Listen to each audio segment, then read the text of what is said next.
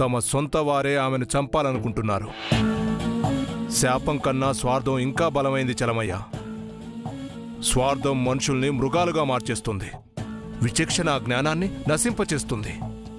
బహుశా ఇది కలియుగ ధర్మం కాబోలు. అంటే ఆమె తన అయిన వాళ్ల చేతుల్లోనే చనిపోతుందా స్వామి? చెప్పలేం చలమయ్య. ఆమెను అంతం చేయడానికి శాపం, స్వార్థం పోటీ పడుతున్నాయి.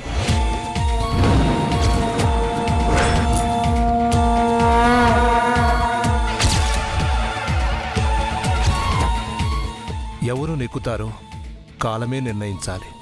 ఎవరు గెలిచినా ఓడేది మాత్రం ఆమె. ఏ క్షణంలోనైనా ఆమె చావుకేక వినిపించొచ్చు.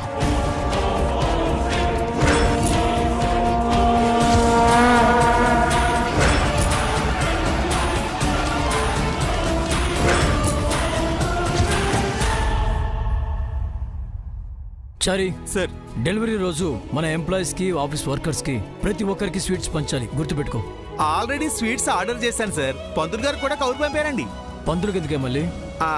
అంటే బిడ్డ పుట్టగానే ఆ సమయం, తిథి, నక్షత్రం, ముహూర్తం వగేరా కనుక్కుని జాతకం రాయాలి కదా సార్. అంటే ఆ జాతకం చెప్పిన ప్రకారం ఆ బేబీ భవిష్యత్తు ఉంటుందా? అలా అని కాదు సార్, అదొక నమ్మకం అండి. పిచ్చి నమ్మకాలు చారి, నాకు అలాంటివన్నీ నాన్ సెన్స్ లాగా అనిపిస్తాయి. కానీ కొన్ని నమ్మాలి సార్. ఎందుకు? ఆ నమ్మకాలు నమ్ముకొని వాళ్ళని బతికించడానిక? ఈ భూమి మీద బతికే ఒక మనిషి లైఫ్ ని ఎక్కడో విశ్వంలో ఉన్న గ్రహాలు, నక్షత్రాలు డిసైడ్ చేస్తాయంటే నమ్మడానికి నేను పిచ్చోని కాదు. అది కాదు సార్.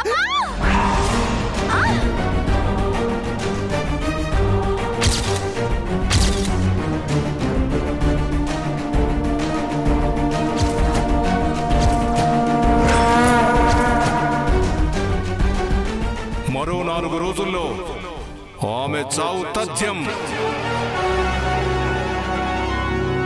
చరి సార్, ఆ సౌండ్ మీ మేడంది కదా? మేడం గారికి ఏదో జరిగినట్టుంది సార్. మంగ అరుస్తుందేంటి బామ్మగారు? 3 రోజుల ముందే పురుటి నొప్పులు మొదలైనట్టున్నాయి. దేవుడా, అవి పురుటి నొప్పులా లేక శాపం తలపెడుతున్న ప్రమాదమా?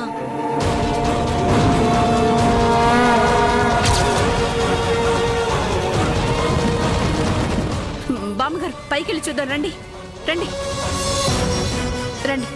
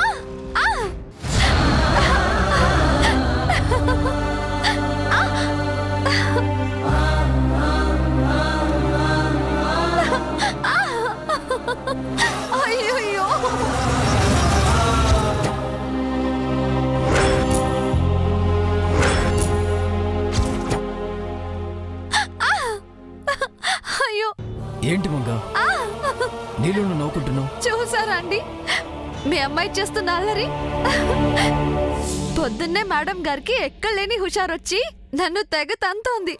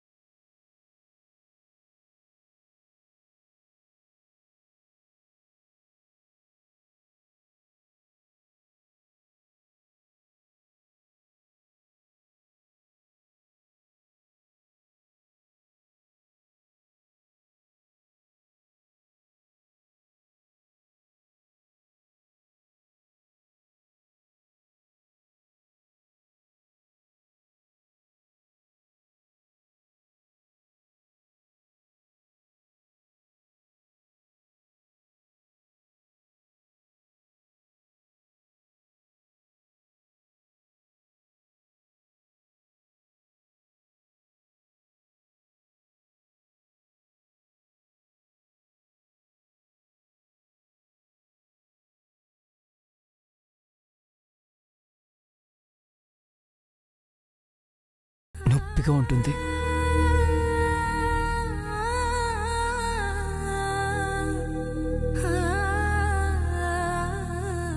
బాధగా ఉంటుంది.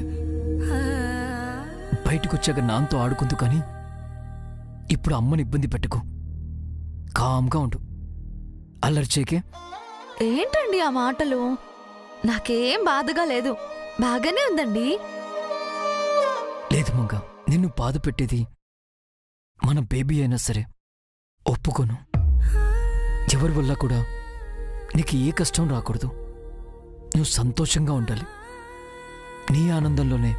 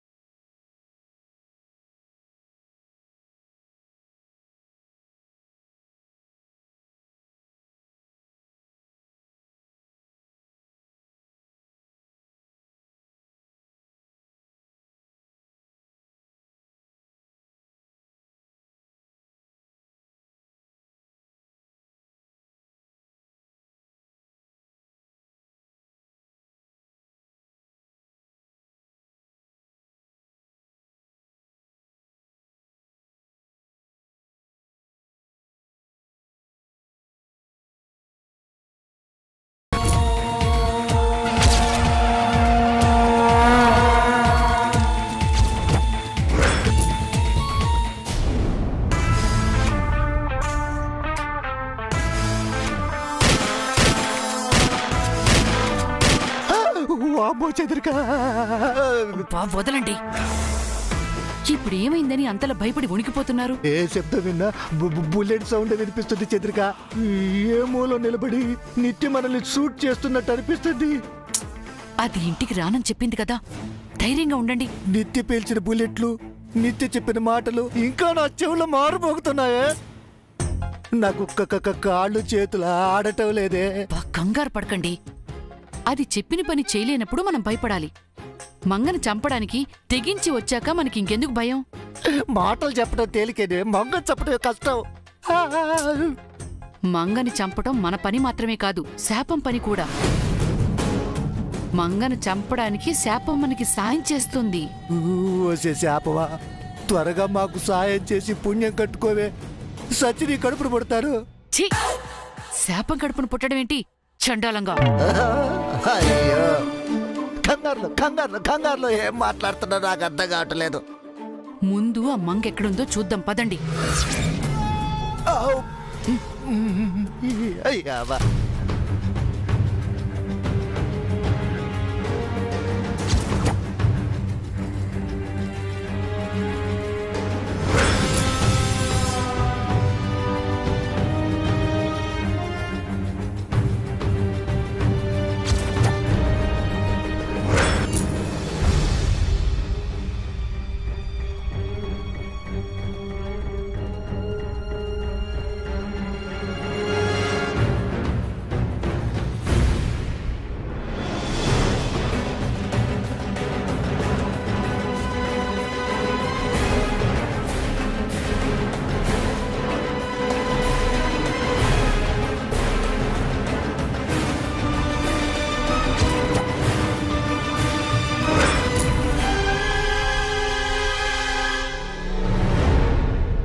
అమ్మా, జ్యూస్ తాగు.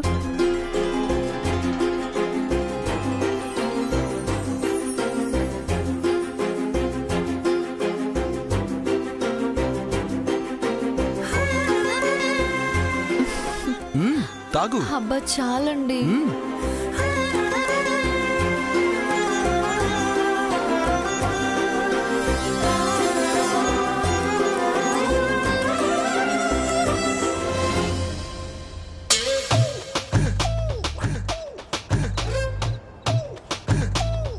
ఓరి నాయనో, ఇది ఇల్లా లేక పద్మవ్యూహమా? పిఎం కూడా ఎంత సెక్యూరిటీ ఉండదు కదే. బ్లాక్ క్యాట్ కమాండర్ లా చారిగాడు, బోర్డర్ సెక్యూరిటీ ఫోర్స్ లో పెద్ద ఆవిడ, సిఆర్పిఎఫ్ పోలీస్ లో మేము వదిన, ఆర్మీ మేజర్ లో జెయ్యి. ఎంతమంది మంగ చుట్టూ ఉంటే మంగను ఎలా మట్టు పెట్టేది? మన వల్ల కాదు, మన చావు ఖాయం కుండ దండ రెడీ చేసుకుందావే. ఆపండి. మంగ చుట్టూ ఎంతమంది ఉన్నా జై ఒక్కడిని లేకుండా చేస్తే చాలు. జై లేకపోతే మిగతా వాళ్ళని మేనేజ్ చేయడం చాలా ఈజీ. మిగతా వాళ్ళు ఎవరు వెళ్ళినా మంగను వదిలి జై వెళ్ళడే. చూద్దాం, మంగను వదిలి జై పక్కకు వెళ్లే అవకాశం రాకపోతుందా, శాపం పంట పండకపోతుందా?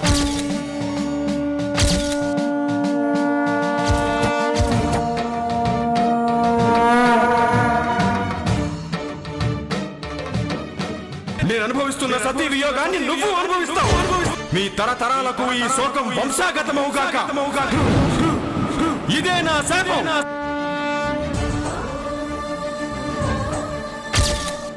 ఏం తప్పు చేసిందని నా బిడ్డ చావాలి స్వామి? చెయ్యని నేరానికి దేవుడైన శిక్ష ఎలా వేస్తాడు? ఒక తరం చేసిన తప్పుకి మరో తరానికి శిక్ష వద్దు స్వామి. ఈ తరంలోనే అంత సమస్య పోవాలి. మీ కాళ్ళు పట్టుకుని వేడుకుంటాను.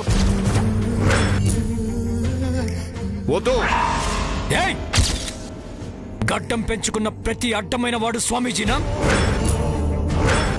వీడు దేవుడా? ఏ దేవుడు? వైకుంఠం నుంచి వచ్చాడా? కైలాసం నుంచి వచ్చాడా? సత్యలోకం నుంచి వచ్చాడా? ఏదో సుప్రీంకోర్టు జడ్జిలా డెత్ వారెంట్ జారీ చేస్తున్నావేంట్రా? 4 రోజుల్లో పోతారా? ఎవరు పోతారు?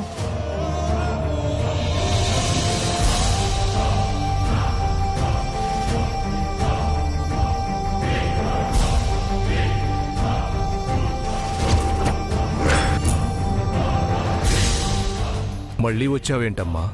మరో దారి కనిపించక వచ్చాను స్వామి. దారులన్నీ మూసుకుపోయాయి.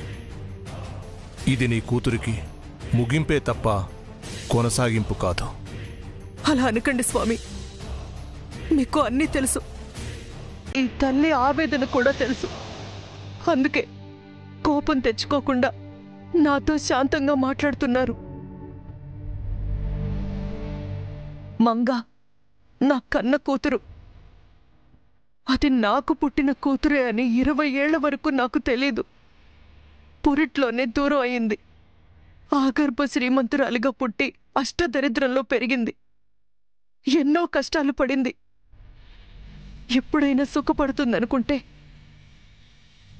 శాపం దాన్ని చంపేస్తుందని చెప్తున్నారు. నా కూతుర్ని శాపానికి దగ్గర చేసింది నేనేనని ఒప్పుకుంటాను. పశ్చాత్తాపంతో ప్రాధేయపడుతున్నాను. నా కూతురు ఇప్పుడు కడుపుతో ఉంది. తల్లి కాబోతుంది. నేనైనా 20 సంవత్సరాల తర్వాత నా బిడ్డని చూడగలిగాను. మంగ తన బిడ్డని చూడకముందే మరణించాలా స్వామి? అది ఎన్నో మంచి పనులు చేసింది. ఆ పుణ్యమేది దాన్ని కాపాడలేదా? నా దగ్గర ఎంతో డబ్బుంది. మీరు ఏం చేయమంటే అది చేస్తాను. నా డబ్బుతో వేలు లక్షల మందిని కాపాడగలను. మీరు నా ఒక్క బిడ్డని కాపాడండి స్వామి. మానవత్వం ఉన్న నా కూతురు చనిపోతే మంచితనానికి అర్థం లేదు స్వామి. ఒక్కసారి ప్రయత్నించండి.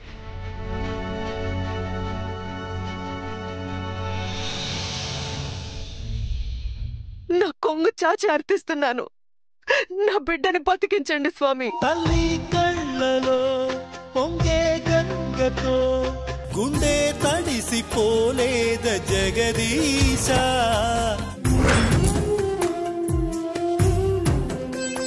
స్వామి, మీరు పరమయోగులు. హిమాలయాలు తిరిగారు. మానస్ సరోవరం చెంత తపస్సు చేశారు. ఆ భగవంతుడికి దగ్గరగా ఉన్నారు. మీరు మనసు పెడితే పరిష్కారం దొరక్కపోదు. ఆ అమాయకురాలికి ప్రాణభిక్ష పెట్టండి స్వామి.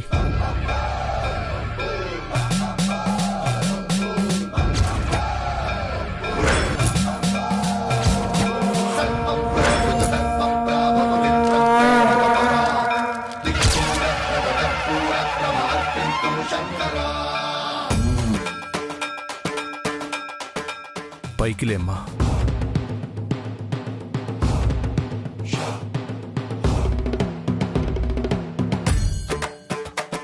ఆఖరి ప్రయత్నంగా ఒక పరిష్కారం చెప్తాను, చేస్తారా? ఏం చేయమన్నా చేస్తాను స్వామి. మహామృత్యుంజయ హోమం చేయాలి.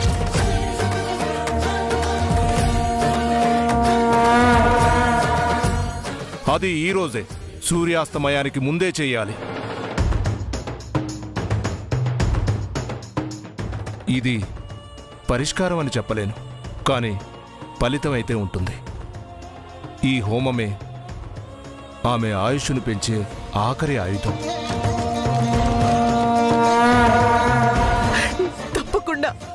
తప్పకుండా హోమం జరిపిస్తాను స్వామి. ఇప్పుడే ఆ ఏర్పాట్లు చేస్తాను. ఆ హోమం చేయాల్సింది మీరు కాదమ్మా, శాపగ్రస్తురాలైన ఆమె భర్త.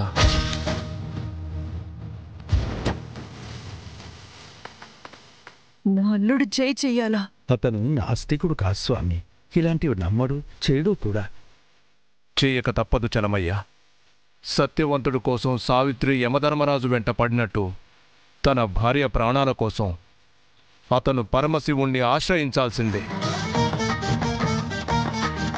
అతని అహం హోమగుండంలో కాలి బూడిదైనప్పుడే ఆమె ఆయుష్ గట్టిపడుతుంది. నా అల్లుడు అహంకారి కాదు స్వామి, చాలా మంచివాడు. కాకపోతే దేవుణ్ణి పూజల్ని నమ్మడు. చూడమ్మా, దేనికైనా నమ్మకమే ప్రధానం. ఎలాగైనా అతన్ని ఒప్పించి హోమానికి తీసుకురండి. ఆలస్యం అయ్యే కొద్దీ ఆమె మృత్యు గడువులు సమీపిస్తాయి, శాపం బలపడుతుంది. సూర్యుడు అస్తమిస్తుంటే ఆమె అస్తమయానికి సమయం ఆసన్నమైనట్టే.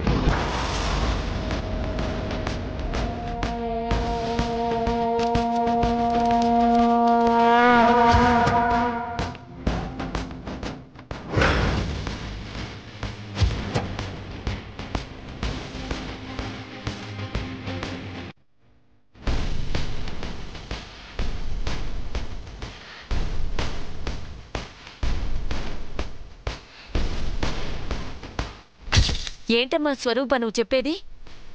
అవును బామ్మగారు, మంగని ఎలాగైనా కాపాడుకోవాలని ఆ స్వామి కాళ్ల మీద పడ్డాను.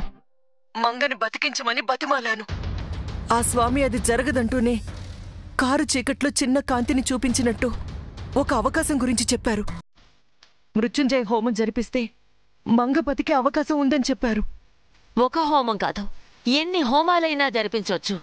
కానీ హోమానికి రావడానికి జై ఒప్పుకోడు కదమ్మా.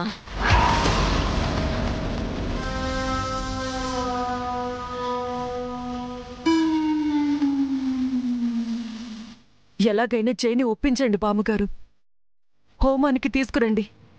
నీకు తెలుసు కదమ్మా, వాడికి గుళ్ళు గోపురాలు యజ్ఞాలు హోమాలు అంటే గిట్టవని, దేవుణ్ణి వాడు నమ్మడని. అలాంటివాడు హోమానికి ఎలా వస్తాడు?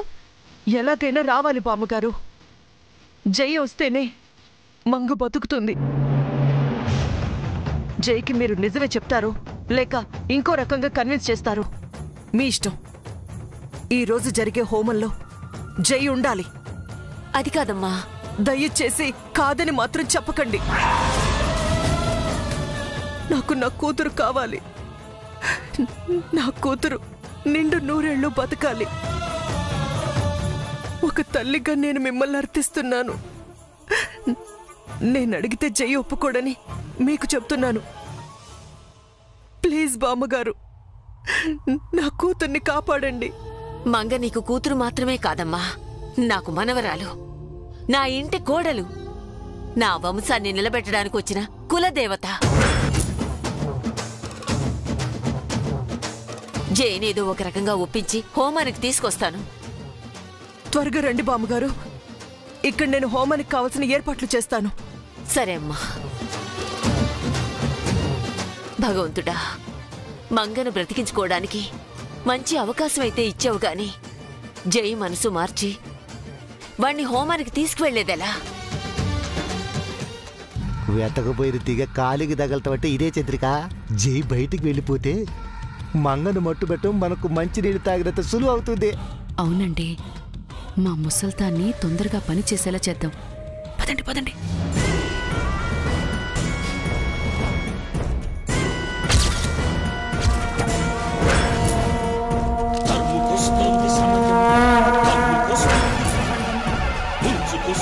మరణం